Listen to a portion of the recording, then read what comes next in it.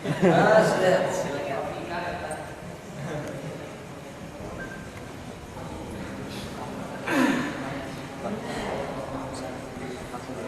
Langsung aja. Ikut mau ini.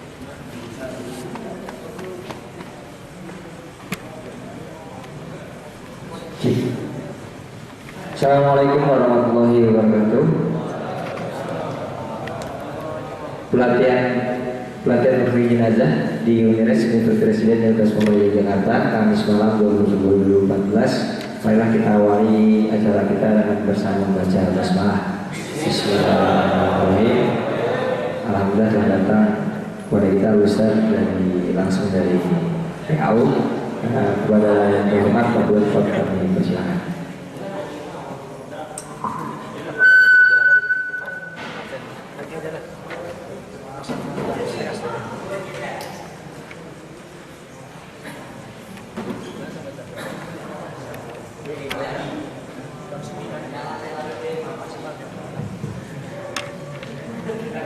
Assalamualaikum warahmatullahi wabarakatuh.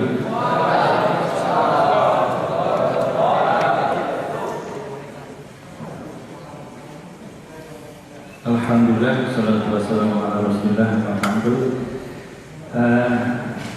Alhamdulillah bisa ketemu pada saudara sekalian. Saya diberi tugas oleh Rumah Sakit TK Muhammadiyah di Jakarta untuk memenuhi harapan dunia dari pengurus Unires untuk memberikan pelatihan di jenazah. Dan sebelumnya mohon maaf, kemarin kesan rencana dengan Mas Najib itu bisa di sini. Tapi karena tadi ada satu dan lain hal pengurus Husnul Khotimah. Jadi PKW itu punya jadi pelayanan namanya pelayanan publik jenazah Husnul Khotimah. Dan sekarang sedang mengupayakan tapi sudah ada yaitu tanah makam Muhammadiyah, namanya tanah makam Muhammadiyah Husnul Khotimah. Itu saya tanya di BP ternyata baru kali ini. Jadi ada tanah makam miliknya Muhammadiyah. Jadi kita insya Allah punya seluas 1 hektar, jalannya dari sini kira-kira ya 20 kilo. Jadi di daerah Anggulan, Jalan Wates gitu ya. Itu Pasar Senturu Barat, sekitar situ ya 1 hektar. Tapi belum, ini baru pembebasan tanahnya waktu sekitar 800 juta sudah selesai. Nah, pengurusnya itu yang berusaha itu 3 ya, namanya Pak Kemat HS. Sebenarnya Kemat HS itu dulu mantan Ketua Pimpinan Daerah Muhammadiyah Kota Jakarta. Dia juga aktif di situ dan sudah menjadi ketuanya.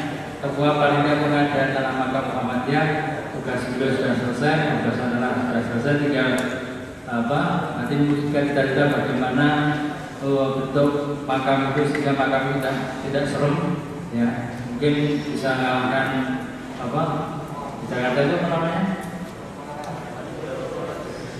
San Yogi ya. Nah itu mungkin Muhammadiyah besok buat makam tapi nggak serem itu loh. Tapi kayak mungkin ada lapangan golfnya atau apa ya itu pokoknya buat jadi rencananya begitu niatnya.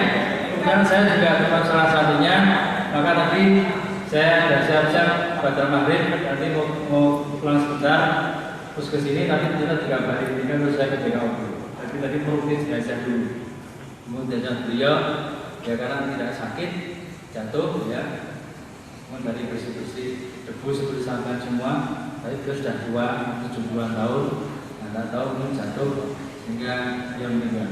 Nah itu bagian dari proses kehidupan. Kalau misalnya kita ya kok ada bahasa Jawa itu kok sudah tua kok ya kayak itu gitu loh ya. Aku sudah di rumah tapi proses menuju kematian itu memang banyak.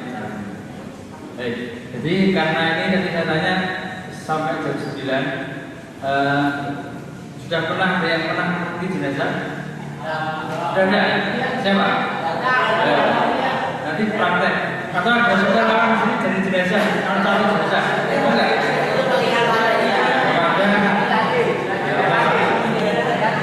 Nanti sebenarnya ada poin-poin, nanti kalau sampai jam 9 nggak cukup waktunya. Jadi itu saya juga bawa boneka.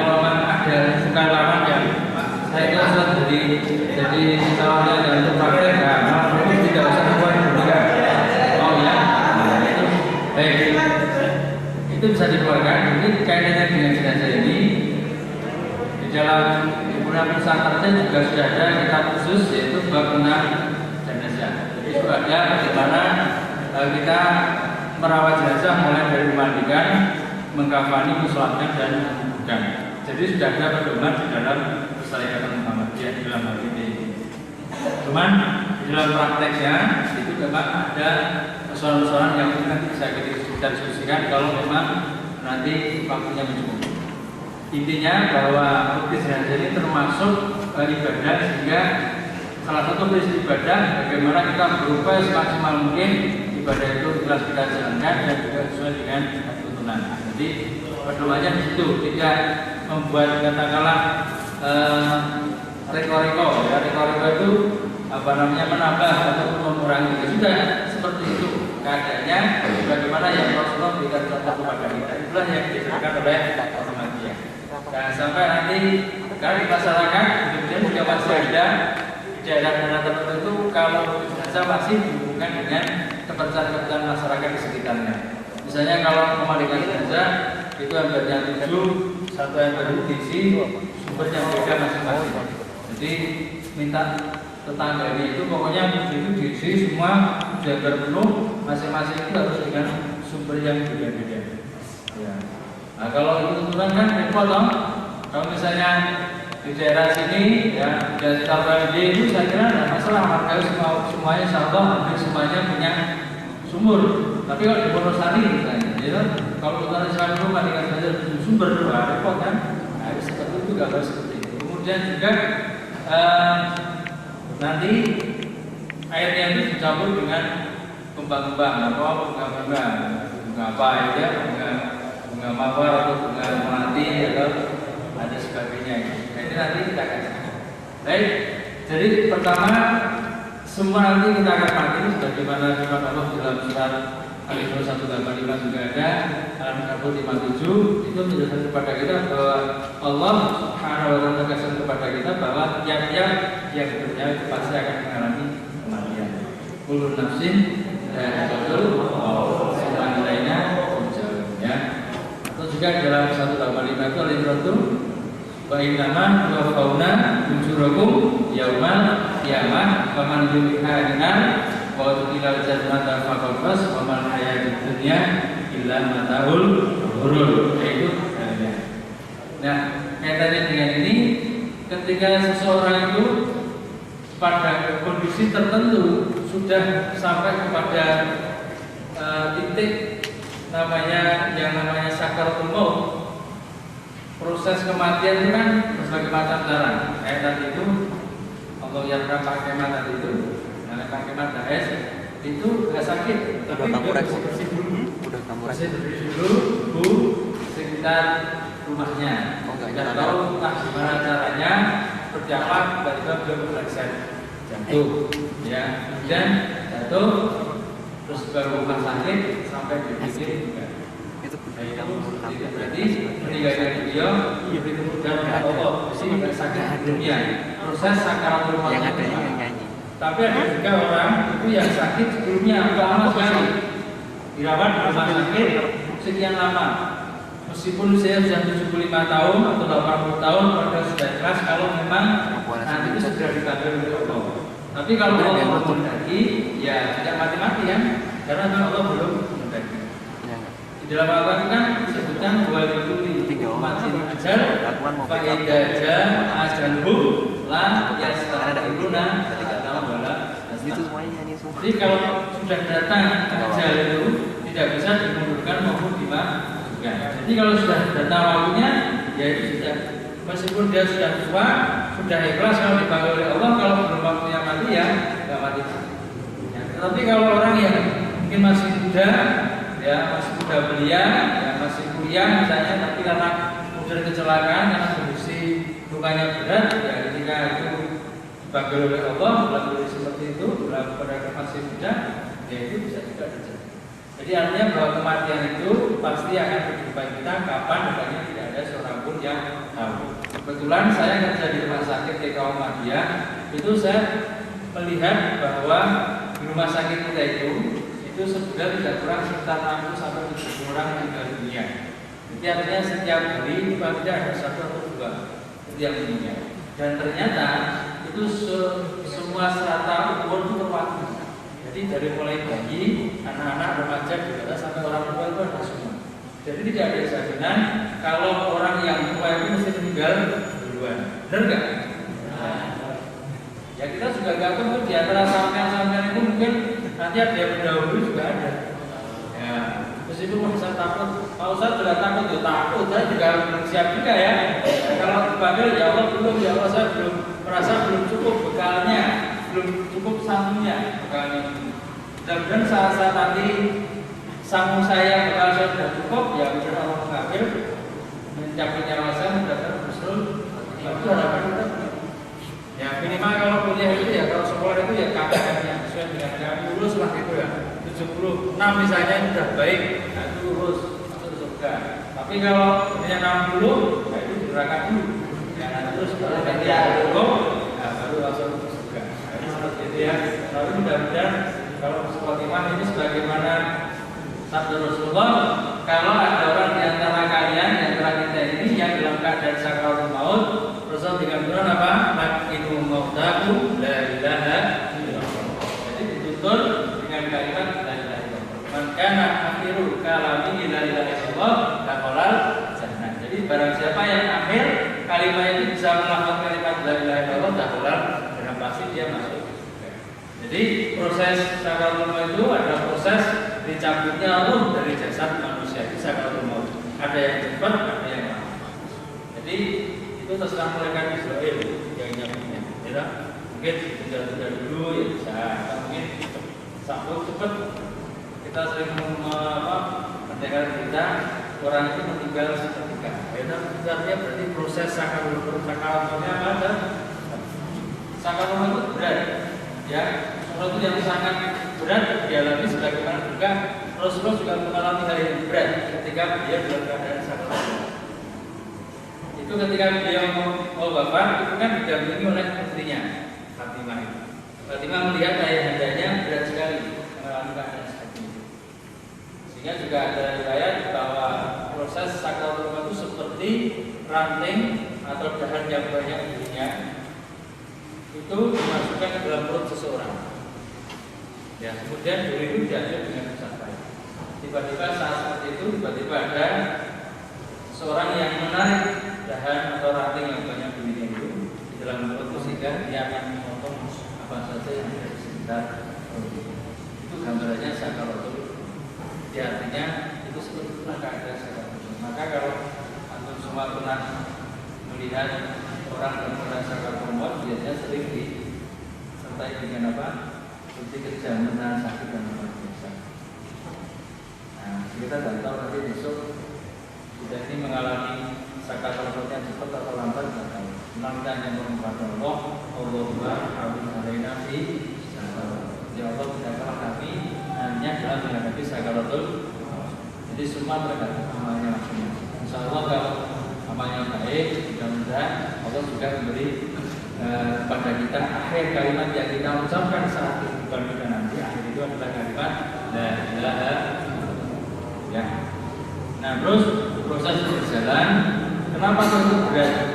Kenapa itu berat? Kita bisa bayangkan bahwa roh itu ya menempel pada diri kita. Awal mulanya diciptakan roh itu saat kehamilan kita di perut ibunda kita dulu itu usia berapa hari?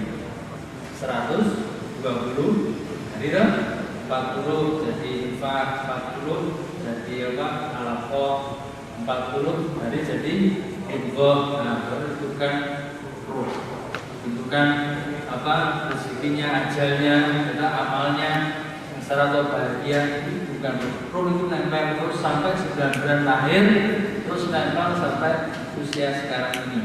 Kalau kita mengaca kepada harapan hidup ini, konon katanya bisa mencapai usia 71 tahun. Jadi usianya mencapai itu katanya juga penelitian itu tertinggi dibanding provinsi-provinsi lain di seluruh Indonesia. Harapan hidupnya sampai 71 tahun. Jadi dari 33 provinsi di itu harapan hidupnya paling tinggi. Jadi seperti itu. Kalau misalnya nanti sampai semua itu di Jogja terus ya, berarti bisa mencapai 70 tahun.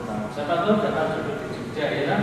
Nah nanti terus tinggal di sini, kerja di sini ya kan? Nah, terus untuk posisi tahun 71 terkadang umurnya Rasulullah itu hanya 63 tahun. Jadi antara 60 dan 70 besok umur kita itu seperti itu. Itu nempel sekian lama, sekarang suruh nyabut itu coba. Cabut itu, si pulang itu cabut nyawanya itu. 71 tahun nempelnya untuk nyawa itu menggunakan pada jasa kita. Itu suruh keluar. Kalau bahasa Jawanya itu moyot, tahu moyot, mengakar. Jadi sekian lama 71 tahun hari itu harus keluar coba. Itu coba sampai disuruh bayangkan betapa sakitnya penderitaan saat itu mengalami sakaratul maut. Nah, maka ketika sudah seperti itu, Rasulullah berikan tadi itu, kalau dia sudah meninggal, bahwa tadi itu kaitan dengan dari Allah, maka inilah Rasul yang ketika dia ini menjumpai sahabatnya namanya Abu Salam dengan dia Muslim dengan Muslim itu Rasulullah itu menjumpai sahabatnya Abu Salam pada saat Abu Salam meninggal, matanya Abu Salam terbuka. Rasul sudah berjaga. Nah, maka memejamkan mata orang yang baru saja meninggal itu sudah harus. Karena kalau orang mati itu mata terbuka, tapi kalau mata tidak terpejam ya sudah, kita bosok turunkan lagi pejamkan. Maka jangan pejamkan itu merem, ya meremkan, maka dipejamkan itu. Itu kemudian Rasulullah bersabda, Inna ruha tidak mubidor tapi yang itu. Sesungguhnya ruh itu kata beliau itu dicabut diikuti oleh pandangan. Jadi ruh itu bukan dicabut diikuti pandangan. Sebagaimana ketika Rasulullah itu melihat sahabatnya Rasulullah. Maka ketika itu disebutkan Rasulullah, Rasul ingatkan kepada orang sekitar itu ketika kamu dekat orang yang baru saja meninggal, ucapkanlah kata-kata yang baik. Karena apapun yang kamu ucapkan, doa yang kamu panggilkan dari Allah, itu malaikat juga ikut mengambilnya apa yang kita. Maka kemudian ini yang kebanyakan kemudian yang menamakan di antara kita. Rasul itu mendoakan Abu Salamah sebelum beliaunya itu dimandikan dan seterusnya. 4 mm. Doa itu apa? Sebagaimana dibaca Rasulullah ketika Abu Salamah meninggal. Doanya kan Allahumma ighfir li Abu Salamah warfa' darajatahu fil mahdiyin wafsah lahu fi qabrihi wa nawwir lahu fihi wa khulufhu fi akhirah. Nah itu doanya. Ya Allah, ampunilah Abu Salamah, lepaskanlah dia tinggal derajatnya bersama dengan orang lain dan hidayamu, ya, terangilah hidupnya, lapangkanlah hidupnya dan berilah ganti seperti ini. Itu doa yang dibaca Rasulullah ketika Abu Salamah meninggal. Nah itu. Jadi yang banyak dari amalkan. Biasanya kan banyak kan Allahumma ighfir lahu dan seterusnya. Itu doa pada waktu sholat. Tapi doa yang dibaca Rasulullah ketika melihat sahabatnya meninggal itu tidak ada. Itu dalam buku ABC ada dibaca. Nah seperti itu. Nah kemudian setelah itu kan ada kewajiban lain yang kita selesaikan apa? Kalau dia berwasiat, ya wasiat disampaikan. Kalau dia punya utang, dia sudah dibayar dan berita kematian segera disampaikan. Maka menyampaikan berita kematian itu juga merupakan sunnah Rasulullah. Jadi Rasulullah itu juga pernah suatu ketika beliau itu pernah beliau ini apa? Ditanya, beliau bertanya kepada sahabat, di mana si fulan atau fulan yang suka membersihkan masjid ini? Dijawab oleh sahabat Rasul, ya Rasulullah, dia sudah meninggal. Maka dari keterangan itu terlihat wajah beliau itu kurang berkenan. Dalam bahasa kita ini kok saya sudah dikasih tahu maksudnya. Seperti kita kalau bisa kita coba kita kenal baik dengan seseorang dan kita tanya dikabari dia sudah meninggal, rasanya gimana? Kok tahu nggak tahu rasanya? Terus tidak habis juga selain beliau ketika dia itu kan yang pribadi yang sangat akrab dengan orang-orang kecil, termasuk yang suka bersihkan kecil itu beliau itu perhatikan. Maka ketika dikabari seperti itu, baca beliau itu kurang berkenan apa saya tidak beritahu. Terus saya tanya gimana itu bukunya ini? Maka di kanan bukunya itu di sana ya Rasulullah. Ya Rasulullah, pesan ada kuburnya orang yang suka bersihkan mazhab dan beliau sholat jenazah di situ. Jadi sholat jenazah di kuburan itu boleh kalau misalnya kita belum sholat. Tetapi ada besar bukan sholat di makam bapak yang belum menyelatkan jenazah silahkan jadi. Tapi Rasulullah, saya tahu saya pernah melihat sendiri itu Allah Yakam Kiai Ahmad Hasan Bashir itu mantan ketua kita dengan Ustaz Muhammadiyah sebelum dia sudah lama jadi sebelum Pak Ayat 3 itu Ahmad Hasan itu dia dari Jakarta ada warga kauman yang meninggal dia terlambat ternyata sudah sampai ke makam hujan dan sudah selesai dikubur. Nah, beliau kemudian dikubur, dia sholat di situ. Dan baru pertama dia, mungkin dia mengamalkan. Jadi memang jarang yang mengamal seperti itu. Nah, inilah. Jadi itu sebagai contoh kaitannya dengan menyampaikan kalimat. Nah, setelah itu ada kewajiban kita sudah jenazah yang namanya wajib kifayah. Jadi sifatnya itu wajib tapi kifayah artinya secara kolektif. Jadi kalau sudah ada yang menangani yang lainnya bebas, tapi kalau tidak ada maka semua masyarakat itu bisa. Apa empat hal itu wajib kifayah pada jenazah? Satu, memandikan, dua, mengkafani, tiga, mensolatkan, empat, mengumumkan. Nanti akan kita bahas secara singkat. Nah mungkin ini bisa taruh sini jika waktunya singkat. Langsung praktek nanti kalau ada yang ingin kalau ada yang nanti ditanyakan silakan nanti langsung bertanya saja ya.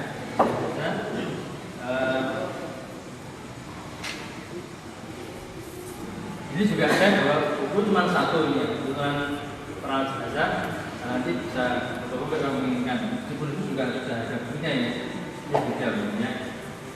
Intinya sama, sepertinya sama mungkin menurut saya saja. Jadi kaitannya dengan ini ya. Kewajiban kita dan saya tadi ada 4 yang yang memandikan. Nah memandikan ini kalau kita perhatikan ya, jadi rangkaian dalam proses rukun jenazah itu yang namanya keluarga itu lebih utama sebenarnya untuk mengurus jenazah daripada orang lain. Kalau di kampung-kampung itu kan Pak Kaum gitu ya, Pak Kaum yang urusi. Tapi sebenarnya kalau kita perhatikan ternyata orang-orang terdekat dari jenazah itulah yang lebih utama rukun jenazah. Contoh, jadi Rasulullah itu ketika beliau meninggal, yang memandikan Rasulullah adalah Sayyidina Ali. Pada saat Sayyidina memandikan Rasulullah, itu tangannya Sayyidina Ali itu terbungkus dengan kain, diselimuti dengan kain. Nah, kalau sekarang mungkin seperti baslak atau kaos tangan atau handskun. Nah itu ya, kalau kain itu ya baslak gitu ya. Tetapi dari keterangan yang bisa kita lihat, kita baca tersebut dari Aisyah, seandainya sesuatu yang sudah terjadi itu bisa diulang kembali, maka yang memandikan Rasulullah itu adalah istri-istri dia.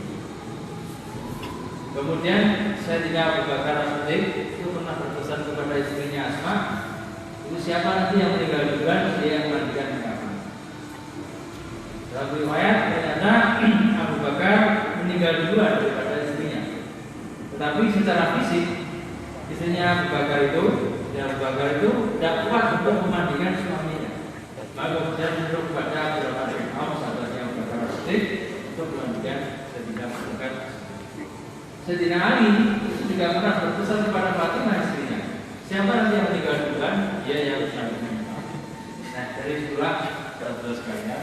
Jadi memang yang lebih utama memandikan itu adalah keluarga terdekat. Gitu ya. Jadi kalau Pak Kaum atau Pak Mudin di kampung-kampung kita itu, memang seharusnya dia tidak langsung untuk mengurus jenazah itu. Kalau dia tahu ilmu agamanya, maka dia sampaikan itu lebih utama. Tapi kalau memang keluarga itu tidak tahu bagaimana cara memandikan, melimpahkan amanah itu kepada Pak Kaumnya, nah itu baru Pak Kaum melaksanakan tugas. Itu seperti itu. Saya kalau menyampaikan, ya sebenarnya ada Pak Kaum itu ternyata melahirkan mereka, itu pun tugas pulau ya Pak, ini sudah tugas saya Pak kampung. Memang saya itu tugas di kampung itu sebagai kampung itu diantaranya yang mengurusi apa? Jenazah ini. Nah, seperti tapi dengan bahasa itu kemudian sebenarnya diringankan tugasnya wakaf, ya. Artinya kalau sudah ada keluarga ya sudah tinggal saja. Nah itu ya. Nah maka berkaitan dengan memandikan jenazah ini, ketika memandikan jenazah ada persyaratannya. Syarat memandikan jenazah itu ya karena jenazah Muslim yang ibadah yang memandikan juga harus Muslim. Tidak boleh non Muslim itu memandikan jenazah Muslim. Kecuali kalau jenazah non Muslim dimandikan oleh kita Muslim boleh nggak apa-apa. Meskipun tata caranya tidak seperti kita memandikan jenazah Muslim. Seperti rumah sakit di kaum itu pelayanan umum rumah sakit Muhammadiyah, tapi non Muslim itu boleh beribadah di situ. Bahkan ada orang Kristen Katolik Buddha yang dirawat di rumah sakit kaum dan meninggal tetap dirutin dimandikan, ya dimandikan oleh kita. Tapi ya mandikannya ya tidak mandikan saja. Ya bahasa Jawanya biar itu siram aja begitu saja, terus dikeringkan. Termasuk kalau bisa semuanya baju ya dipakaikan pakai kayak itu. Tapi kalau Muslim nah ini ya. Jadi itu ketika memandikan jenazah, persiapan atau perlengkapan yang diperlukan sebagaimana kalau kita itu memandi. Jadi prinsipnya semua perlengkapan yang diperlukan itu tidak boleh berlebihan, tidak boleh stop. Jadi secukupnya, misalnya air itu tidak mesti dengan sumber tadi itu. Airnya tidak mesti cucu, satu aja boleh kalau besar sampai dengan air pam atau sumur. Tidak mesti jumlahnya berapa banyak itu ya. Nah, itu termasuk pada berlebihan. Apa kalau dia tuh mandi biasanya segitu habis? Kan enggak loh. Ya cuma satu aja. Nah, seperti itu contohnya. Jadi prinsipnya tidak. Nanti air, kemudian sabun. Pada zaman Rasulullah tidak ada sabun. Tadi tangannya saya disebut dengan itu untuk menggosok. Nah sekarang kan kaitan dengan seperti itu ya itu buat amalan-amalan, jadi kebersihan sudah ada. Kalau dulu pada sabun kan pakai batu, ya kalau di desa-desa itu mandi di sungai, itu gosoknya kan pakai batu tuh. Oh kalau teman-teman kan bisa lecet itu ya. Nah sekarang sudah pakai, dulu pakai sabun batangan, sekarang sudah lagi pakai sabun cair. Dulu ketika memandikan itu sabun batangan dipotong-potong itu, kalau cacah itu ya, kemudian dimasukkan di air, dicampur, itu biar tidak bisa. Sekarang tidak usah begitu, langsung pakai sabun cair.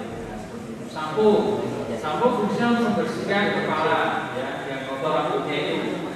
Ya kalau sekedar berbusa, caranya cari seluruh dicuci dengan air, ya berbusa, tapi kan fungsinya beda. Jadi sudah ada fungsi sendiri. Oh ini untuk membersihkan kepalanya rambutnya. Kan nggak punya sabun kalau mandi, ya kehabisan sabun ya pakai sampo aja.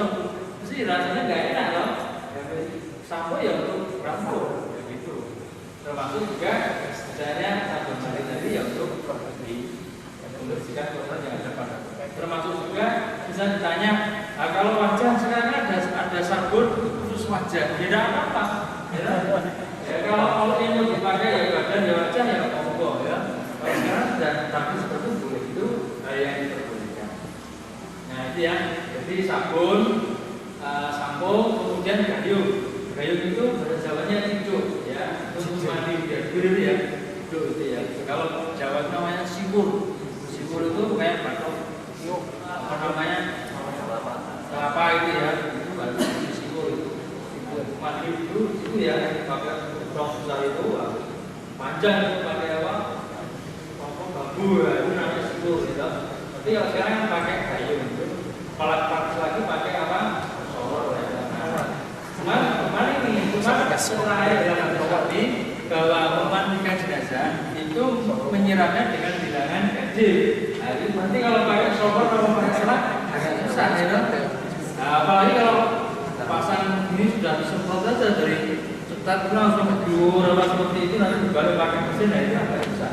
Ya, kan kalau sunahnya itu adalah menyiramnya dengan bilangan ganjil. Maka nilainya yang pas itu pakai kayu tadi. Bilangan ganjilnya ada 1, 3, 5, 11 jam seterusnya sesuai dengan kebutuhan kita. Itu prinsipnya dalam memandikan. Kemudian ketika memandikan itu memang diperlukan juga namanya alat pelindung diri. Karena jenazah itu meninggal ini Yang kita kadang-kadang nggak tahu. Ada juga karena penyakit tertentu, penyakit menular. Misalnya dengan meninggalnya si penderita itu tidak langsung serta-merta virusnya atau bakterinya juga mati, dan masih hidup. Maka jangan sampai ada kontak darah antara kita dengan atau cairan-cairan yang keluar dari jenazah ini mungkin kita masuk ke luka-luka kita, besar dan luka itu juga itu kita hadapi. Maka alat pelindung diri minimal itu pertama adalah celemek. Celemek itu seperti untuk masak, ya, tapi dari vinil dari plastik. Kemudian diskur, kemudian masker seperti kalau kita tidur ya, jaga itu pakai masker.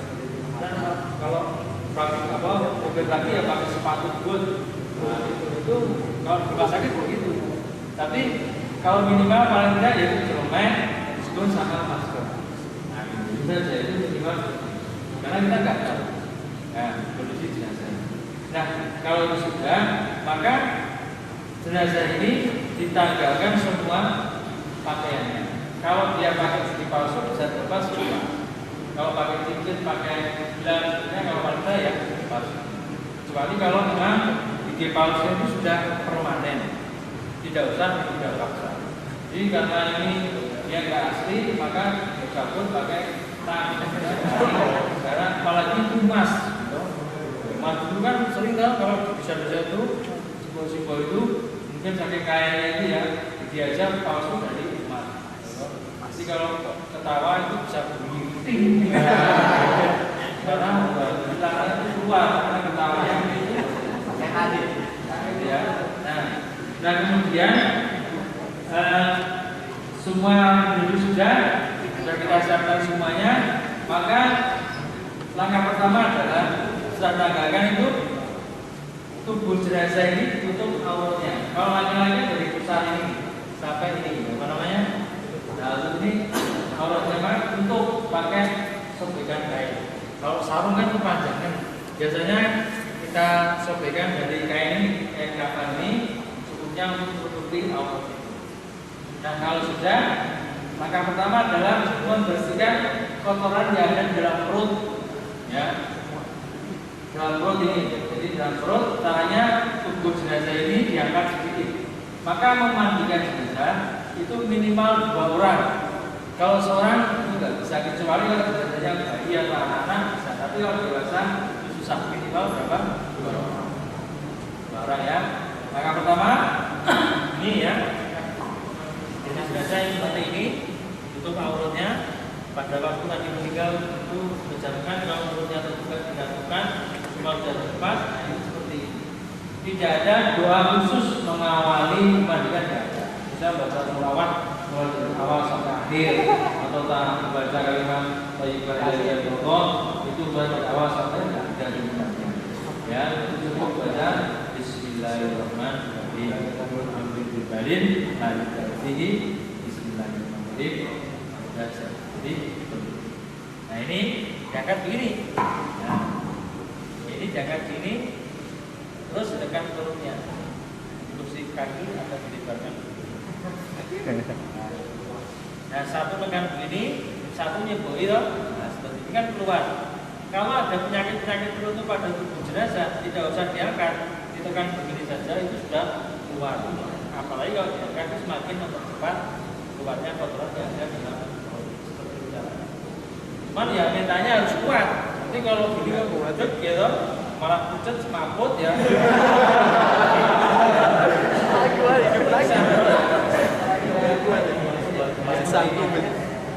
Nah, tahunya gimana kalau ada bersih ya, kemudian satu tekan beri, satu nyibul, pakai gayung bisa, pakai selang bisa. Pada saat nyibul seperti itu boleh.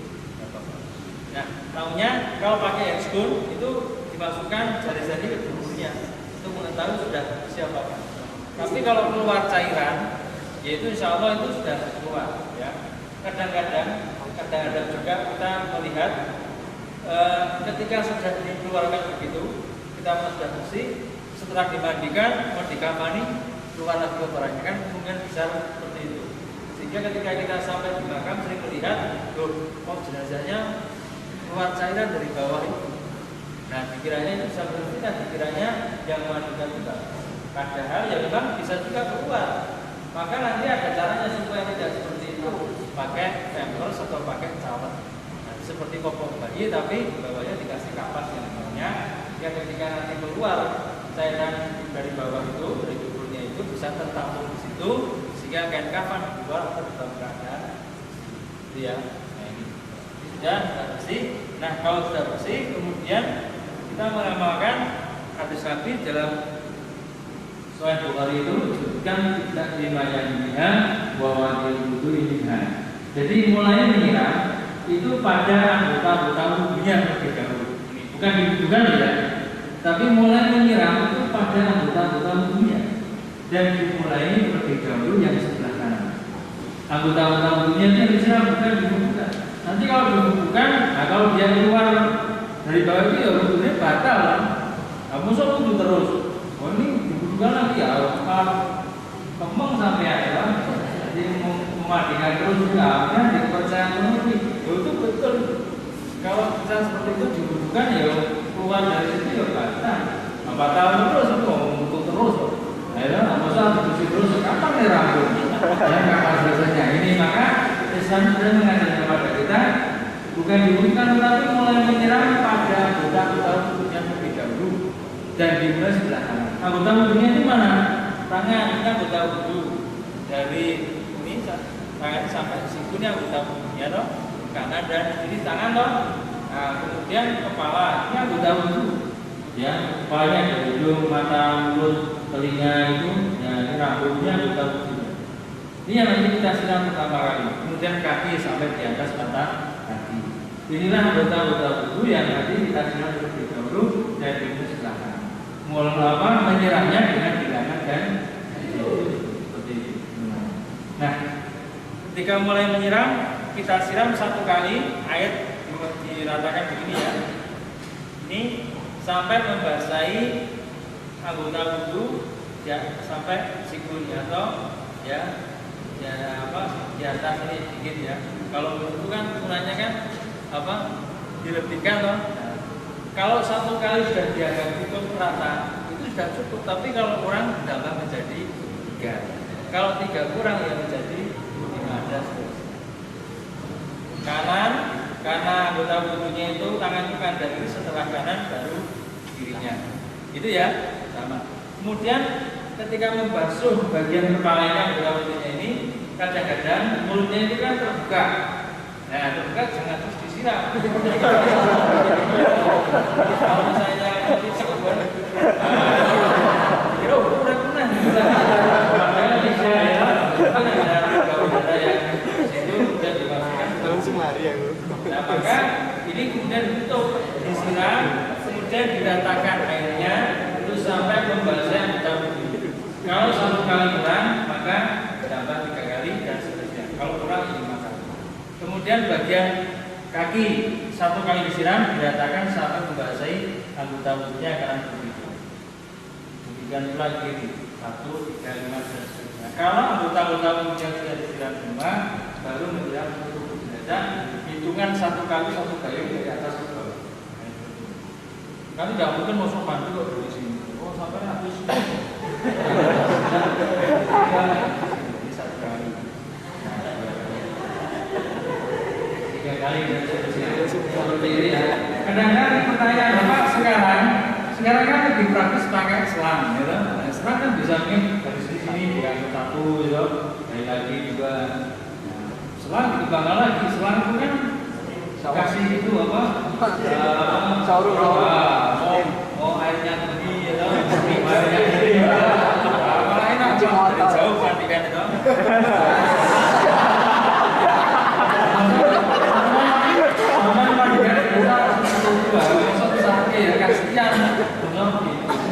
Nah itu kaitannya dengan ini ya. Bagian nomor 3 dalam Islam itu meskipun dia sudah jadi jenazah, tetap kita jaga kehormatannya. Awalnya aja ditutup. Kalau dia galukan, menggosoknya itu dia pelan-pelan setelahnya dia duduk. Orang dengar, meskipun dia udah mati, gosoknya itu kalau udah gosok sampai itu, dia mau sakit dulu. Nah, makanya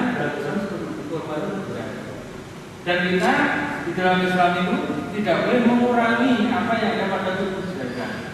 Misalnya kalau dimandikan kukunya panjang-panjang, masuk Allah rawangun gitu, pas itu dipotong itu nggak boleh. Kecuali yang sebelum mati dipotong itu nggak apa-apa. Masuk laki-laki kok gondrong rambutnya, nggak pantas ini dipotong dulu kan? Nggak boleh. Nah, kecuali kalau misalnya pas dikeramasi rambutnya kok rontok ya itu dimaafkan. Masuk mau cari bunuh atau kebaikan nanti bisa diberikan sampai pasti nggak ada yang mau memandikan, ada takut kalau nggak dikembalikan itu dibiru-biru bahasa Jawa dibiru, dia apa? Tayangi. Nah, seperti itu ya, dikatakan sampai air membasahi tubuh jenazah ini. Kalau sudah rata, air sabun tadi kita siapkan, kita gunakan untuk membersihkan tubuh jenazah ini pakai baslah. Jadi pakai baslah, mandi pakai baslah itu bersih daripada dengan tangan telanjang. Ya, pakai baslah itu gosok pakai baslah, gosoknya pelan-pelan. Seperti kalau kita itu membiasakan air sabun itu membasahi seluruh tubuh jenazah bagian ini, bagian depan rata. Nah, kalau sudah merata, maka kemudian disiram dengan air lagi, terus sampai air sabun itu ya. Belakang kan belum, maka caranya saya dimiringkan.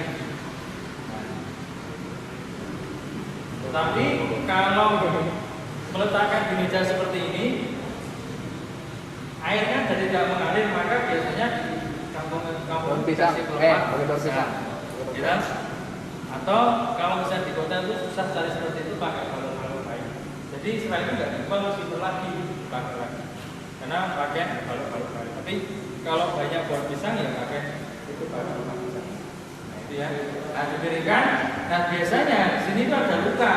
Banyak kan itu kalau punya sakit ada luka di sini, lecet ya. Nah, maka gosoknya pelan-pelan. Jadi saya maksud meskipun dia losok, gosok kalau dikatakan ya,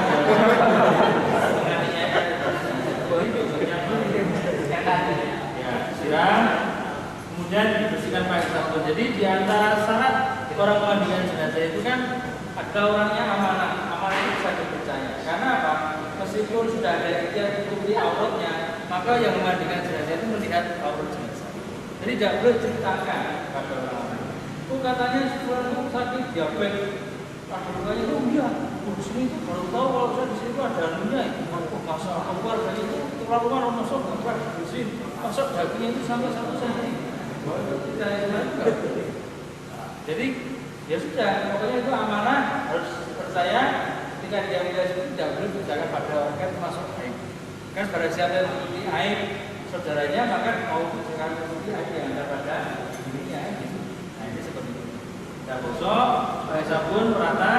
Kalau sudah merata air sabun ini, kemudian disiram lagi dengan air sampai air sabun itu. Nah, bagian bawah belum biar rata, miringnya kanan dan kiri. Nah, ini. Tapi kadang-kadang mengiringkan ini tidak seperti boneka ini ya. Ini kan agak tahu kepalanya itu nggak masalah. Nah, tapi kalau jenazah subuhan, kalau mau begini terus bisa cukup. Wah, itu kalau misalnya mau nerangkan.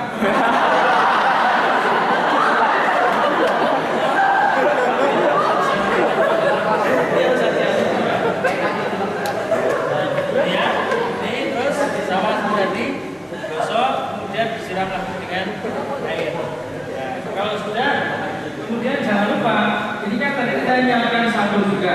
Sabunnya kita gunakan untuk membersihkan bagian rambutnya. Jadi siram dengan air, kemudian kita siapkan sabun. Jadi sabunnya cukup 1 saset, jangan 1 botol. Itu termasuk bagian. Kalau kita punya pendek, itu 1 saja sudah sisa. Pakai. Sabun bisa nggak ya? Ringso loh.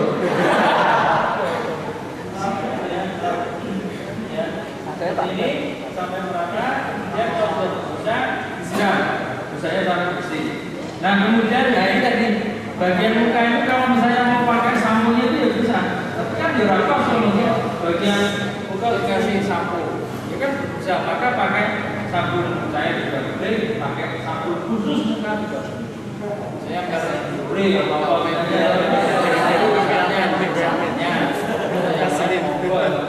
tapi kalau enggak ya tidak apa-apa, kan sekarang sudah seperti itu. Kalau ini semuanya pakai sabun saya tidak apa-apa, cuman ya harus pas. Jangan nanti pakai samurai gitu ya, itu ngomong bodoh ya. Ya bisa berbusa tapi kan nah itu kemudian disiram lagi dengan air dengan deterjen. Nah, kalau belajar sudah cukup, ini penting ya. Kalau belajar cukup, maka siraman yang terakhir, penting ya, siraman yang terakhir itu gayung yang terakhir tadi itu sedikit dicampur dengan kapur barus. Itu gunanya begitu, Jadi campuran dengan sedikit kapur barus, mungkin apa satu begem atau apa dicampur dengan air itu kemudian disiramkan. Siraman yang terakhir. Jadi tidak ada siraman terakhir dibutuhkan juga tidak ada. Tidak ada yang dibutuhkan. Mengawali dan mengakhiri tidak ada. Jadi mengawalinya menyiram pada anggota-anggota wudhunya dan di sebelah kanan, dan ketika mengakhiri siraman yang terakhir itu dicampur dengan sedikit kapur barus airnya dan disiram. Nah setelah itu jenazah diterima. Aurat ini ditutup dengan kain tadi itu ditarik, kemudian diteruskan dengan handuk yang sudah kita siapkan. Nah setelah itu jenazah dikeringkan. Nah saat dikeringkan sama dibelah-belah itu, dan inilah saatnya ketika kita itu mengantisipasi tadi supaya kaum misalnya keluar tidak mengotori kain kafan, itu jenazah itu dibikinkan sahabat atau yang praktis itu pakai pempes. Nah itu pakai dikenakan setelah jenazah ini dikeringkan, ya, dan dimandikan itu dikeringkan langsung dikenakan. Nah kalau misalnya pakai pempes sebenarnya lebih mahal, misalnya harganya sekitar 15.000 atau mungkin 20.000.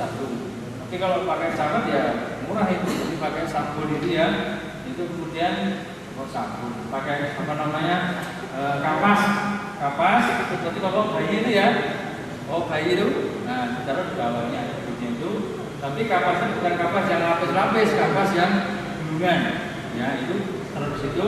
Nah dengan harapan kalau keluar cairan tampung di situ. Tapi kalau banyak kan tidak ada karetnya, kadang-kadang juga bisa tembus juga. Maka yang mesin itu ya pakai kita juga pakai pokok dewasa. Ya, pokok dewasa. Setelah itu sudah kita persiapan mengkafan. Jam 09.00 baru satu itu. Nah, lanjut sampai jam berapa? Dulu aku malah sampai jam 10 pun tak lakukan yang kamu. Tenang. Praktek loh. Ya. Gimana tadi sampai? Terus ya. Nah, satu sudah mengkafan. Sekarang mengkafan. Mengkafan jenazah itu minimal 1 lembar kain. Sebagaimana yang terjadi pada zaman Rasulullah, ada sahabat Nabi meninggal namanya Mus'ab bin Umair. Pada saat beliau meninggal itu hanya meninggalkan 1 lembar kain. Itu saja untuk menutupi tubuhnya itu tidak cukup. Kalau kepalanya tutup, kakinya kelihatan. Kakinya tutup, kepalanya kelihatan. Maka kemudian Rasulullah untuk menutup kepalanya, kakinya kelihatan itu dianjurkan untuk dia menutup ini. Rasulullah sendiri ketika beliau dikafan itu dengan 3 lembar kain. Dalam hadis seperti itu, 3 lembar kain itu laisa fiha qamisun wala imamah. Jadi tanpa menggunakan komis dan imamah. Tidak menggunakan baju dan ini apa? Jadi cukup dengan 3 lembar kain. Mengkafani jenazah laki-laki dan perempuan itu berbeda. Ketika Rasulullah kematian putrinya, Rasulullah tidak mandikan, yang mandikan itu orang lain. Tapi Rasulullah sendiri yang menyerahkan kain kafannya itu untuk membungkus kulitnya juga. Jadi ini untuk kain basahnya, ini bajunya, ini tubuhnya, ini lingkaran tubuhnya, ini membungkusnya. Jadi kalau laki-laki itu 3 lembar, kalau perempuan itu 5 lembar. 5 lembar itu 1 kerudung, 2 baju, 3 kain basahan, 4 itu kain yang panjang untuk bungkus, dan 5 juga kain panjang. Nah yang diperlukan itu kurang lebih sekitar 8 meter sampai 10 meter kain kafan untuk ukuran biasa. Kalau seperti antum semua itu ya 8 meter cukup. Seperti saya, nah itu cukup 8 meter. Jadi foto-foto untuk apa?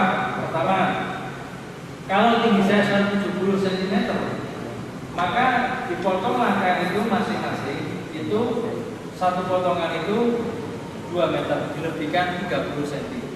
Atas 15, bawah 15 untuk mocongnya, gitu ya. Dipotong dilebihkan, tapi tidak usah pakai meteran kayak tukang jahit. Pas sudah, ya kira-kira segini. Ketika mocongnya tadi cukup lah. artinya tidak sampai mepet sekali atau tidak panjang sekali. Karena fungsi pocong juga penting nanti untuk memegang, karena bisa jenazah berat itu sebagai pemegang kekuatan untuk membantu memasukkan jenazah itu ke yang lain. Kan dengan memegang pocongnya nanti. Dengan kalau pendek dikasih nanti yang masuk di yang lain. Seperti kira-kira 15 cm yang kira-kira. Nah itu dipotong sebanyak 3 untuk laki-laki. Sehingga 2 kali 3, 6. Masih ada 2 meter. 2 meter itu dipotong-potong, misalnya 1 untuk talinya. Tali itu selebar kain kafan, itu jumlahnya memang tidak ada keterangan. Ketika Rasulullah di kafan itu berapa jumlah talinya tidak ada keterangan. Tetapi fungsi tali adalah untuk membawa jenazah dari tempat yang sampai ke pemakaman supaya tidak terbuka. Kalau jenazahnya kain kafan itu cuma talinya itu cuma 2, atas sama bawah yang juga betul, 3 ya kurang. Maka biasanya talinya itu 5 atau 7. Tapi kalau saya biasanya itu ikatan talinya itu jumlahnya 7 kurang. 1 di sini, atau ya 2 di bagian leher, 2 di bagian, 3 di bagian dada, 4 di bagian perut, 5 di pahanya, 6 di betisnya. Nah ini seperti ini. Nah jumlah ikatannya seperti itu talinya. Dan nanti ketika mengikat tali itu ikatannya adalah tali langsung. Tali langsung tali yang sudah di depan, tidak tali pati. Nah susah nanti karena fungsinya hanya untuk membuat dari tempat jenazah itu sampai ke pemakaman terbuka. Kalau sudah sampai di makabarnya, kuburannya, maka nanti talinya juga dilepas. Nah melepasnya itu kan mempermudah kalau tali langsung, ya. Nah kemudian juga sisanya itu untuk berbeda. Kalau di Jogja itu berbedaannya makan itu putih. Kalau di Solo makan yang biasanya putih. Ada juga apa merah, kalau di Jogja itu. Nah itu ya, ya ini kayak kapaknya. Ya praktek sekarang. Nanti kalau kepanjangan, kalau ada apa namanya, ada guntingnya bisa dipotong. Ini kalau ukuran dewasa kebetulan bonekanya itu agak pendek, jadi potongnya kepanjangan. Iya, ada penting nggak?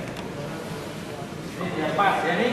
Kalau tidak ada ini seperti ini aja. Jadi kira-kira ya setinggi tubuh jenazah ini dilebihkan kira-kira 30 cm, masing-masing 15 atau 15 cm, bawah 15 cm. Untuk motongnya jelas ya, itu sebenarnya 3 lembar. Berapa? 3 lembar itu 3 lembar itu satu ini ya. Kira-kira seperti ya. Dipotong aja nggak apa-apa, biar pas. Ukuran ini, ukuran kepanjangan ini ya. Ini ya, ini segini kira-kira pas 15 cm. Kira-kira potong. Ya. Langsung. Iya. Ya. Jadi jangan mesti harus pas ya. Nanti kalau pas ya repot nanti ya. Kalau dijahit kelamaan nanti ya. Jadi pokoknya harus ini sebanyak 3. 1, 2, 3. Ya, ini. Nah, ini juga ini kan banyak 3 loh. Coba ini kira-kira biar apa? Biar sama. Ini apa namanya? Bandengnya. Ya. Itu tarik.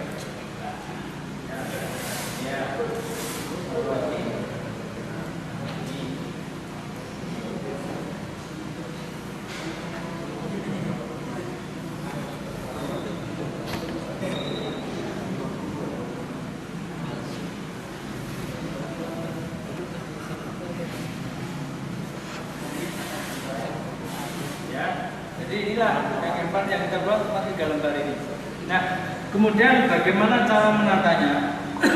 Itu teknis. Jadi bisa misalnya 1. Caranya itu tumpuk-tumpuk langsung. Jadi 1, 2, 3 tumpuk.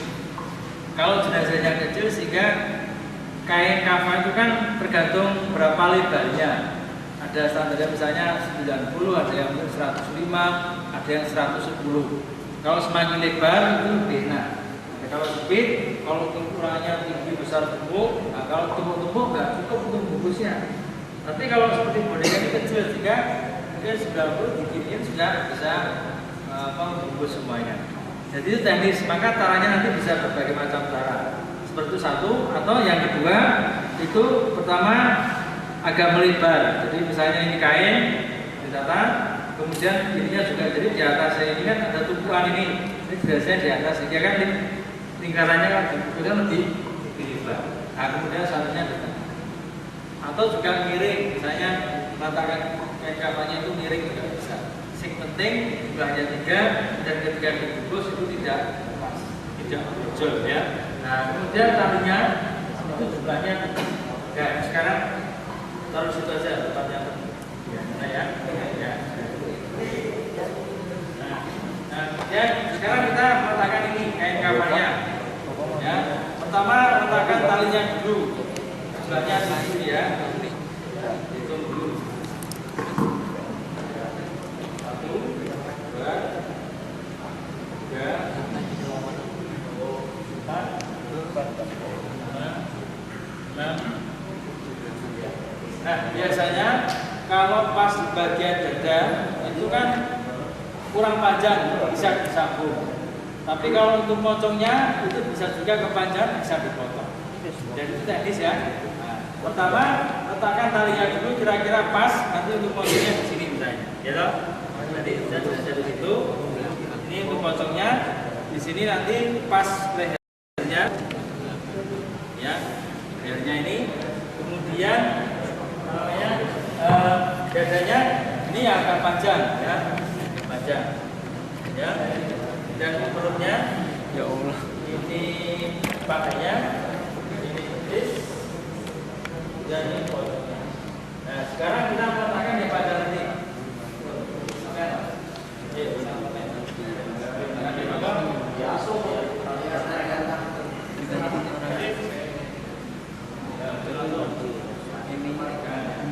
Jadi ini ya. Jadi tadi saya sampaikan itu bisa langsung tumpuk 3 bisa. Lihat kondisi jenazahnya ya. Jenazah kecil kalau begini cukup ini tadi. Tapi kalau jenazahnya besar kan nggak cukup. Nah, maka dengan cara melebarkan. Ini ya. Jenazah di sini. Ya. Kemudian dapat kalau sudah semua ya. Terus ini sama letakkan sama lagi.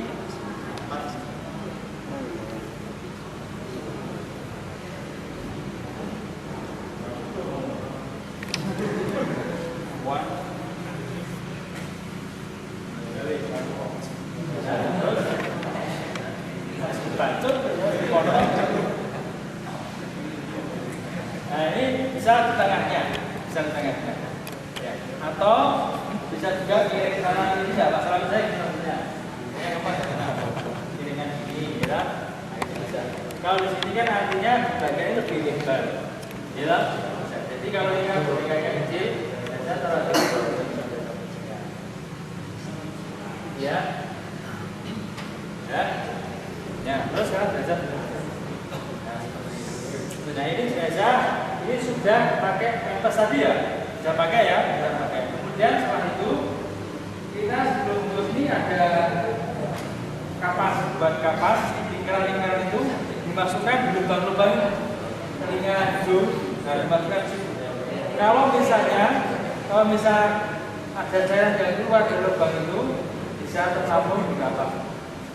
Nah kasus yang sering muncul kalau korban kecelakaan hal itu juga kepala berat itu biasanya keluar cairan dari hidung, dari telinga, darah keluar. Jadi tidak serta-merta darah itu langsung turun, kadang ngalir terus. Nah biasanya kalau ada kasus seperti itu kadang dikasih kapas saja itu bisa tembus. Jadi air tersebut darah terus keluar. Sehingga ketika dibungkus kayak kapan itu kelihatan kotor. Maka kalau ada kasus seperti itu, maka bisa kita gunakan plastik.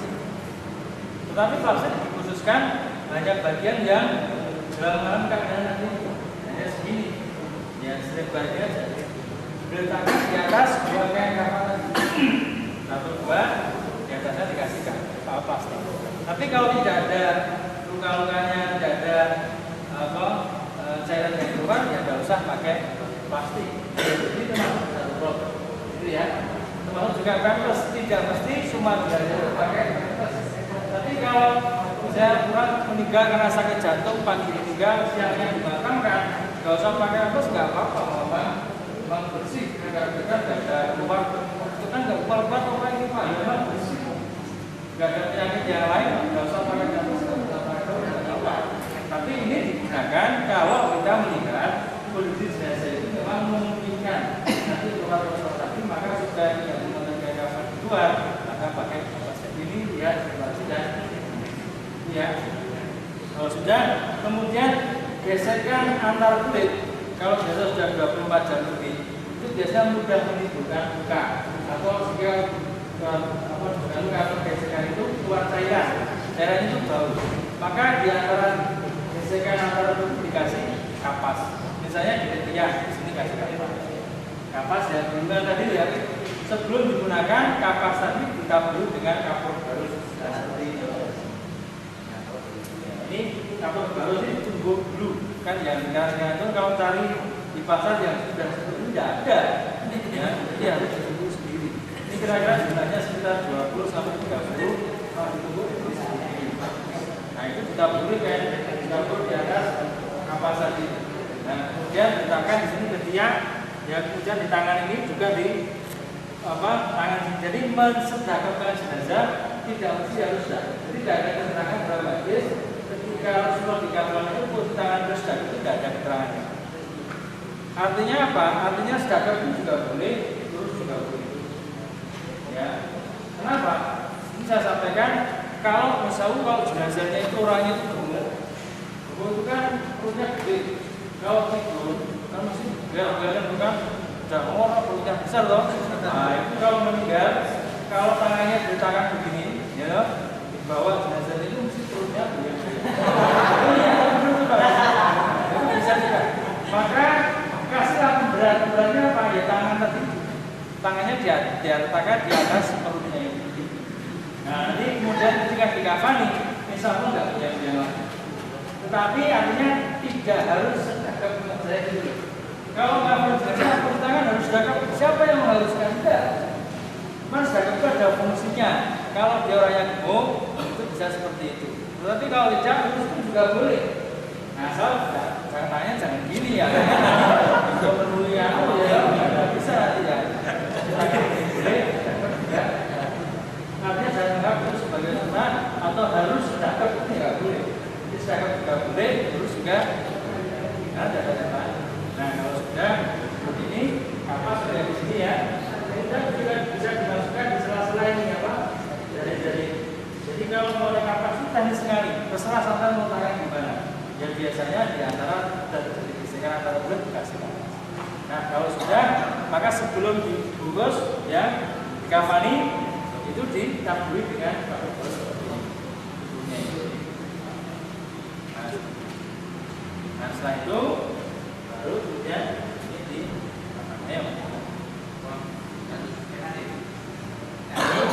satu lembar ya, ini satu dulu ditekan ya terus biar rapi kan kita dengan di sini bawah.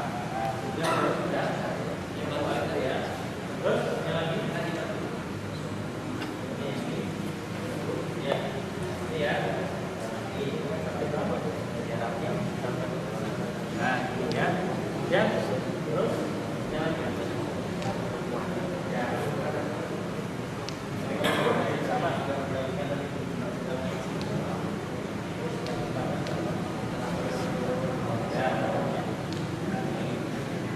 ya, terus lagi ya, terus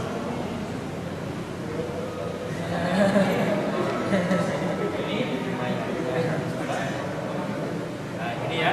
Nah kemudian diputar, tarik diputar, tarik itu, tarik diputar ini ya, tarik terus sambil dirapikan. Kalau sudah kencang ya, dan terus ini ya tarik ini, nah baru diikat tadi.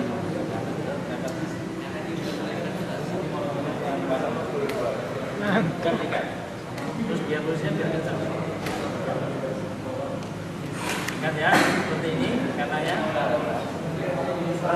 Ya, terus yang penting ikatan talinya tali langsung yang sudah dilepas ikan tali Pak.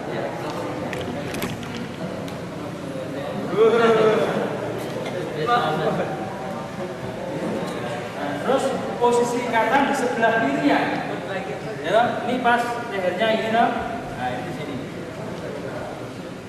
Ini ya. Ini. Ini.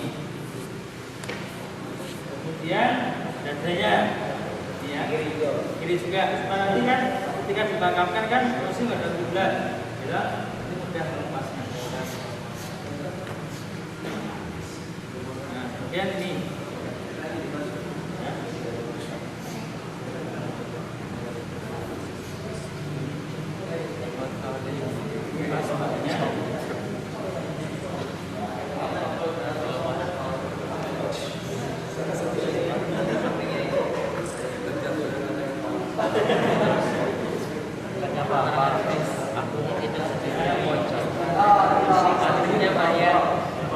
Jadi jumlah talinya itu dari 1, 2, 3, 4, 5, 6. Tadi motonya itu roda pemepeten, kurang tengah dikit.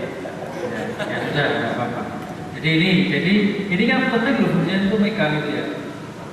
Nah jadi ini ikatannya di sebelah kiri, nanti kan ketika dipakai kan ini tuh posisinya. Nah ini kan juga. Nah kita sudah melaksanakan dua kewajiban kifayah kita, yaitu memandikan dan mengkafan. Ada pertanyaan? Pak, jumlah talinya harus gitu atau Gimana? kan saya tuh udah ikut di mana-mana Pak ya. Tapi itu versinya beda semua Pak. Nah itu jumlah talinya tuh apakah harus gitu atau gimana? Ya, tidak. Jadi jumlah tali harus 7, boleh 5, ya boleh 7. Ya yang kira-kira kalau talinya 3 kan nggak rapat.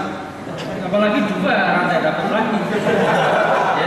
Ya 5 itu minimal. 5 itu minimal. Kalau 7 rapat seperti ini, 1, 2, 3, 4, 5, 6, 7. Tidak. Kain pelapis nah kalau kain tadi kan nggak ada sebelumnya itu saya pernah belajar buat kepala dan punya sendiri, ini ada ditambahin tali apa tambahin kain lagi. Ya. Jadi ini untuk laki-laki. Ya, kalau untuk wanita beda lagi.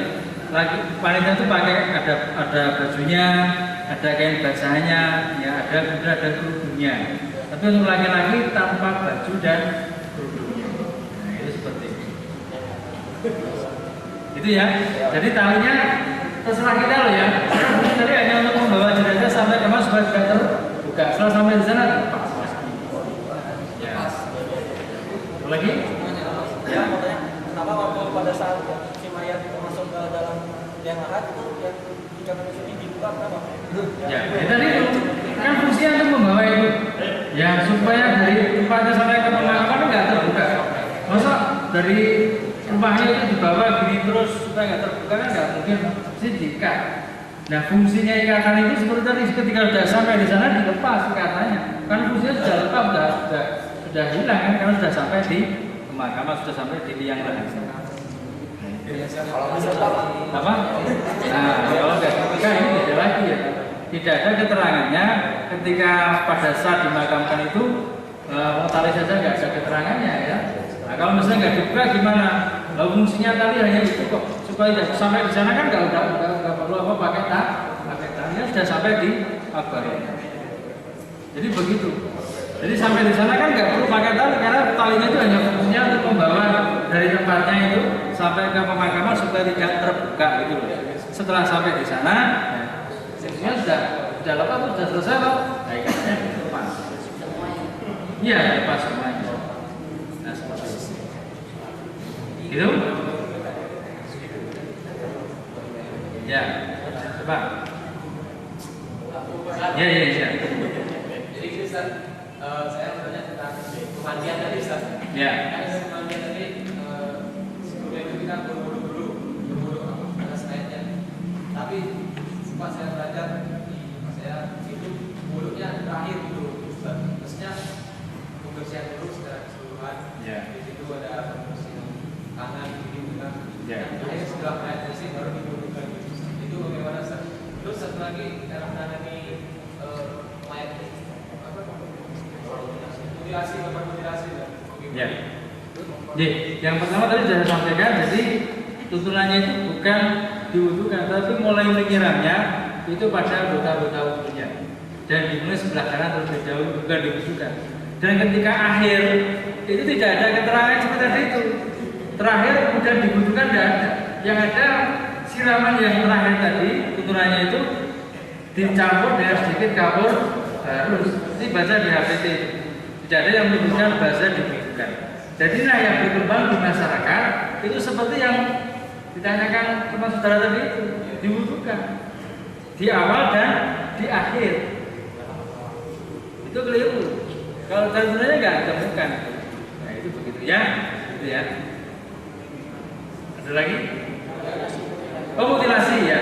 Kalau mutilasi, kalau jenazah masih utuh ya, artinya komplit ya diperlakukan seperti biasa. Tetapi kan tidak mungkin kemudian dibersihkan seperti ini memutilasi, ya toh? Nah kemudian nanti dibuat jadi satu. Itu perlakuan yang khusus. Jadi berbeda dengan yang ini. Kalau di kafani ya panjangnya kan jadi berbeda atau satu panjangnya. Kalau sudah dimutilasi kan kemudian sebelah berapa? Dimutilasi jadi 5 atau jadi 3 atau jadi berapa? Nah itu mutilasi yang gimana? Saya tangan, kaki semua dipotong. Ada parah sih. Tidak mungkin lagi kalau mereka potong satu. Ya. Kalau jenazah itu segera ditemukan nggak masalah. Artinya jenazah masih baru. Tapi kalau sudah lama baru ditemukan ya tidak mungkin darurat. Tidak usah dimandikan. Di kabarnya juga tidak seperti yang kita lakukan seperti ini. Saya ini pernah mengalami tidak dimutilasi tapi apa? Orang meninggal itu seminggu baru ketahuan. Ya, saya tinggal di Kauman dulu, terus di tangga Kauman itu ada nama kampung namanya Lotowijaya. Lotowijaya itu sebuah kampung, tangganya Kauman itu, yang di situ itu ada seorang yang punya rumah luas. Tapi mungkin dengan masyarakat kurang begitu bagus. Ditembok rumahnya. Nah kemudian karena dia tinggal sendiri tidak berkeluarga dan dengan masyarakat nggak begitu baik, mungkin sosialisasinya nggak begitu bagus. Nah satu ketika itu pada waktu musimnya main layang-layang, oh ya, nah, layang-layang itu kan biasa kan kalau anak-anak itu kan mesti kalau jatuh di mana itu dicari. Nah kebetulan layang jatuh di halamannya itu. Nah kemudian kan dia tutup semua, anak itu berani melompat pagarnya itu. Nah ketika lompat pagar dia mencium bau yang dan ternyata dia nggak lari malah mencari. Jadi ini sesungguhnya terjadi ini. Kalau tikus nggak mungkin bahwa seperti ini. Dan ternyata dia lihat itu orangnya sudah mati, duduk di kursi santai itu ya. Itu di situ sudah ada tulisannya itu. Oh jadi beda. Jadi ya artinya jadilah kemudian itu yang ketawanya begini. Pada waktu itu ya itu sudah lama kan. Itu di PDHI dulu, PDHI itu di Ketahuan Utara itu, PDHI itu ya, itu dulu melihara burung gagak. Burung gagak itu termasuk burung yang sangat pekat terhadap bangkai. Nah itu sebelumnya itu kan dia keliling di atas rumahnya. Nah itu orang kan nggak ngerti. Pada pagi siang itu lampunya terus nyala terus gitu. Nah kemudian setelah ada kejadian itu baru tahu ternyata oh dia meninggal. Itu jauh ya, jadi bajunya dikenakan nggak bisa dilepas. Jadi udah nempel. Nah, udah nempel. Jadi ketika mau pakai itu dulu, sebenarnya saya juga ikut ngangkat, tetapi pakai dupo. Dupo itu kalau pakai kopi punya tuh lembut. Dupo ternyata baunya yang itu ya agak bantu juga. Tahu dupo ya? Nah ini. Dupo itu apa? Dupa. Dupa ya? Bahasa Jawa ini dupo, bahasa Indonesia dupa.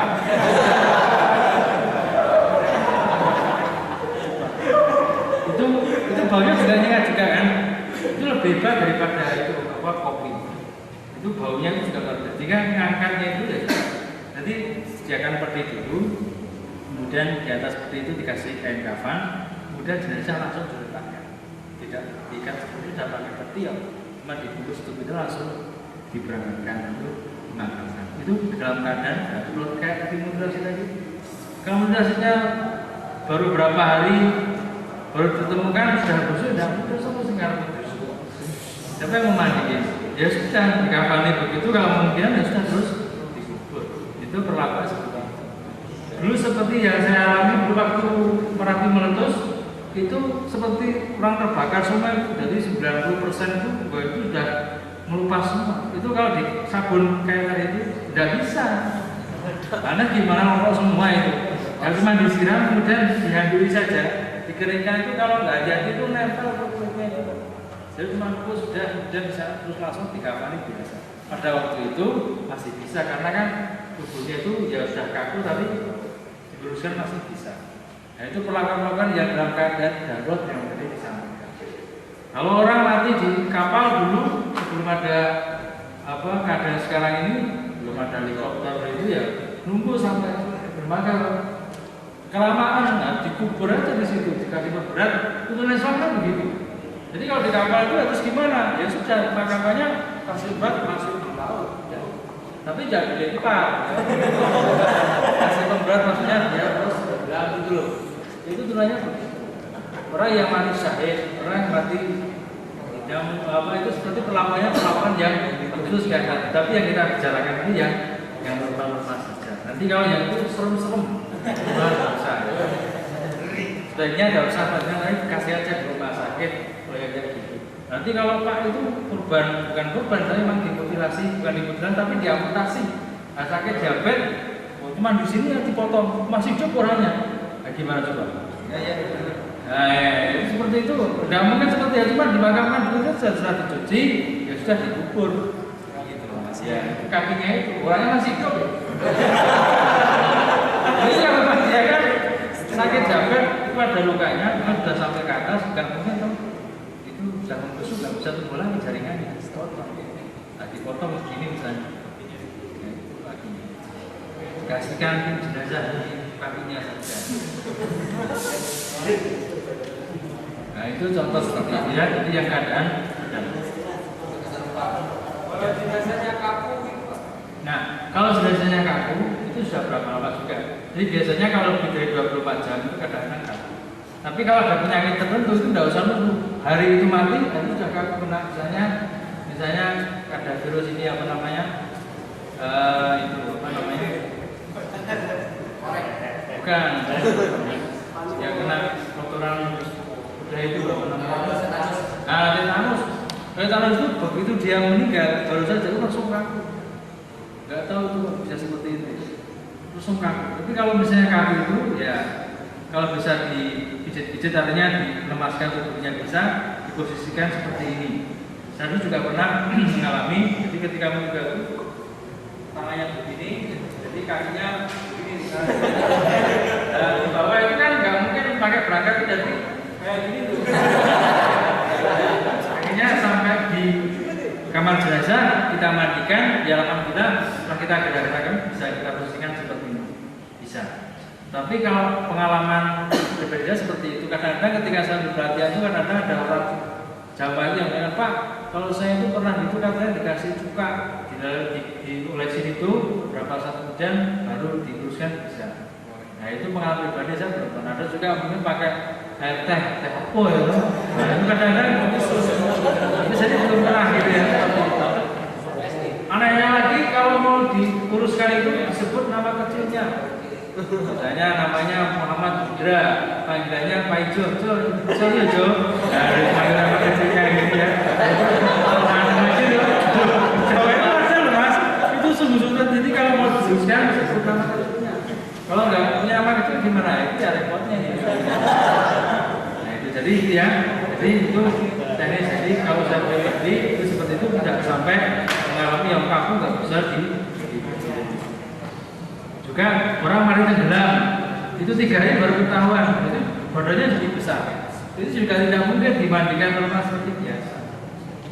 Langsung dimasukkan dimandikan biasa, disiram nanti ke sabun itu, kemudian dikafani ya tidak normal seperti itu langsung dimasukkan ke dalam peti. Nah seperti itu. Jadi contoh kasus seperti ini. Ini sudah setengah 10. Jadi biasanya intinya yang paling pokok itu memandikan dan jadi kalau mensulatkan. Nah kemudian menguburkan ini juga kalau mensulatkan aku bisa dikaji ya. Kalau menguburkan itu memang tuntunannya itu membawa jenazah itu memang cepat. Itu sebenarnya begini. Cepat tuh sampai dalam hadis Nabi itu sebutkan Rasulullah itu saat mengantar jenazah itu saking jalannya cepat tuh sandalnya sampai mau lepas. Biasanya kalau jalan cepat tuh sandalnya kan mau lepas. Mungkin jalannya nggak seperti sandal kita pakai Kelvin ada ini ya nggak mau lari nggak apa. Kalau dulu kan beda sandalnya itu ya. Nah itu nggak disebutkan sandalnya bentuknya seperti apa. Cuma tidak dibawa lari. Beda loh jalan cepat dengan lari. Kalau orangnya itu baik, dia segera menemui kebaikannya, maksudnya jangan ditunda-tunda itu. Nah, adabnya begitu. Ketika ada jenazah lewat, Rasulullah itu berdiri menghormati jenazah. Ya Rasulullah itu orang Yahudi, tidak apa-apa kita menghormati jenazah yang lewat. Nah itu seperti itu. Tapi kadang-kadang kebalik-kebalik. Ketika mendoakan jenazah di kuburan, dari itu Pak Baronya itu kan kebanyakan orang-orang malah jongkok. Nah, seharusnya ya itu malah jongkok sehingga ada malah berdiri. Tidak ada dengan kemudian jongkok gitu ya, masuk cukup sama makomnya. Saya pernah gitu, nggak mau saya. Ngeyel ya. Saya betul pernah itu, saya ikut berdiri. Tidak ada gunanya gitu. Nah itu. Nah, ketika sampai di makam itu memang maksudnya ya adanya. Jadi kalau untuk masuk ke sana itu ya sambil dulu salam. Ketika duluan masuk ya pakai alas kaki ya pas. Dan kalau tunggu proses pemakaman jangan duduk di atas nisan-nisan itu. Itu kan ada hadis Nabi menunjukkan lebih baik kamu duduk di atas bara api yang membakar bajumu kain sampai nembus ke kulitmu daripada duduk di atas nisan-nisan itu kan ada kan?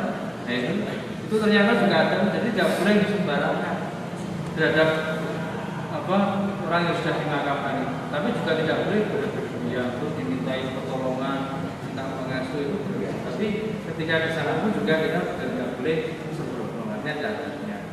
Nah ketika memasukkan jenazah itu kan dari arah kakinya ya benar. Ini bukan dari sampingan itu, kecuali kalau dia arah kakinya itu ada pembatas tembok apa itu kemudian sebelah kanan sebelah. Tapi kalau tidak di arah kaki. Ketika memasukkan jenazah banyak kan Bismillahirrahmanirrahim. Jadi doa itu dibaca saat memasukkan berangkat. Yang itu kalau berangkat jenazah kita baca bersama Bismillahirrahmanirrahim. Jadi doa itu dibaca saat menerima jenazah di atas masuk ke dalam ini Bismillahirrahmanirrahim. Nah itu tidak berangkat seperti itu. Nah setelah itu pernah juga kejadian ketika kematian putrinya, Rasulullah kan tanya, siapa yang ada di dalam nggak kumpul dengan istrinya? Itu toh. Ada sahabat Nabi namanya Ja'far ngacung saya Rasulullah sudah kamu turun. Jadi artinya memang yang turun di bawah itu memang yang tadi malam itu tidak kumpul dengan istrinya. Nah mungkin dia sudah mandi besar, ada janabah misalnya. Tapi Rasulullah mengatakan demikian. Jadi artinya ya sebaiknya memang kalau berkumpul dengan istrinya itu kalau ada jenazah bisa masuk. Kan biasanya di kampung-kampung itu orangnya itu juga kan. Dia masuk itu tuh kan orang bukan. Oh, aku mau bikin ada. Terus dia kayak nah itu maksudnya tak itu. Akhirnya nggak jadi masuk itu maksudnya. Ini pada ketika masukkan kan terusnya begini.